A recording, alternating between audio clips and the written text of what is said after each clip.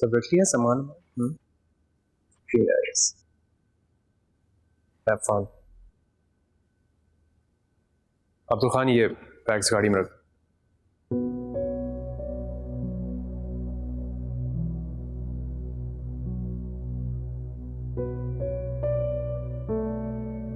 I told you to fire him. क्या मैंने नहीं कहा था कि इसको फायर करना है, इसको घर में नहीं रखना? ये क्या मैंने फारसी बोली थी? No, I don't understand. जब मैंने एक बात कह दी है कि इस आदमी की शक्ल मैंने अपने घर में नहीं देखनी, तो इसमें आर्ग्यूमेंट क्या है? I don't want to see that man's face again, at all. चलो।